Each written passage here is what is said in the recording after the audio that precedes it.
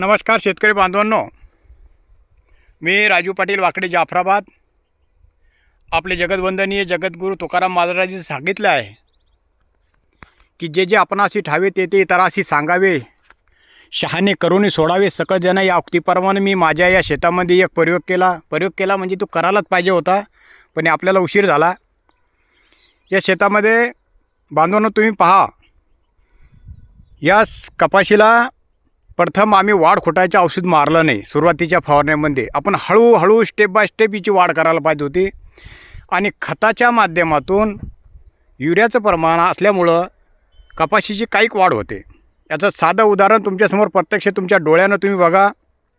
बांधवांनो, ही जी माझी कपाशी जी आहे, शेवट पहिल्या स्टेपला आपण वाढ खोटाचं औषध न मारल्यामुळं या कपाशीला जवळपास टिचावर बोंडी लागलेली आहे. एक टीच लागते, दुसरी बोंडी एक टीच आहे, हे बघून घ्या तुम्ही. तिसरी बोंडीसुद्धा एका टीचावर लागलेली. आणि त्याच्यानंतर ज्यावेळेस आम्ही हे जे वाढखुंटाची जे औषध मारलं त्याच्यानंतर तुम्ही बघू शकता फक्त 2-2 इंचावर आहे.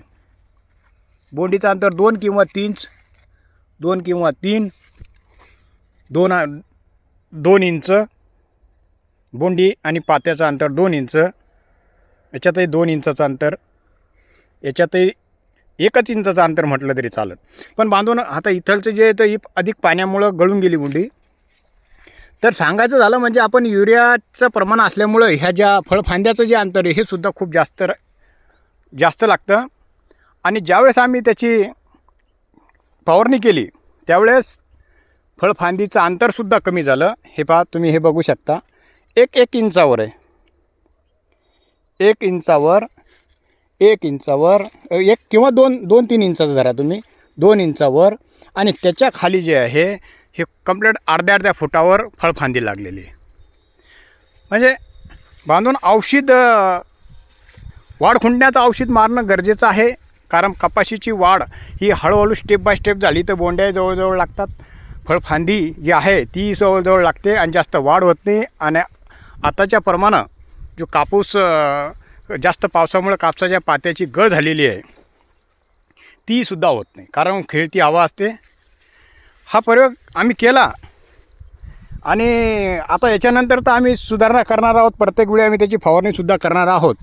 हे पहा बांधवांनो, तुम्हाला दाखवायचं जर झालं तर ह्या बोंड्याचं अंतर पहा. ह्या बोंडीचं जेव्हा तुम्ही एकदा पाहून घ्या, साधा आपल्या डोळ्याच्या देखाचं उदाहरण आहे. ह्या 4 बोंड्या ज्या लागलेल्या आहेत बांधवांनो, ह्या समोरच्या 5, 1 बोंडी, 1, 2, 3, 4 आणि 5 बोंड्या ज्या लागलेल्या आहेत ह्या वाढ खुंटाचं औषध मारल्याच्या नंतर लागलेल्या आहेत. आणि ह्या मागच्या बाजूनं जे आहे ह्या वाढ खुंटाचं औषध न मारल्यामुळं हे अंतर पहा. याच्यातलं अंतर जवळपास 1 हित. हे बघा, जवळपास 1 हित अंतर या बोंडी, एका हितीच्या अंतरानं बोंडी लागली. दुसरी बोंडीसुद्धा एका टिचीच्या अंतरानं लागली. आणि समोरच्या 5 बोंड्या ह्या 2-2 इंचाच्या अंतरानं लागलेल्या आहेत. म्हणजे वाढ खुंटीचं औषध मारणं कपाशीसाठी खूप गरजेचं आहे. हेच यावरून सिद्ध होतं. आणि पुढच्या वर्षी आम्ही याच्यात खूप सुधारणा करणार. प्रत्येक बालवयाची अवस्था सोडून 60 दिवसाचं पीक झाल्याच्या नंतर ह्या फवारण्या करणं खूप गरजेचे आहे. ही पण मोकळी फट्टी आहे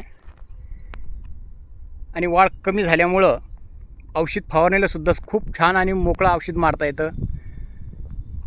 धन्यवाद बांधवांनो.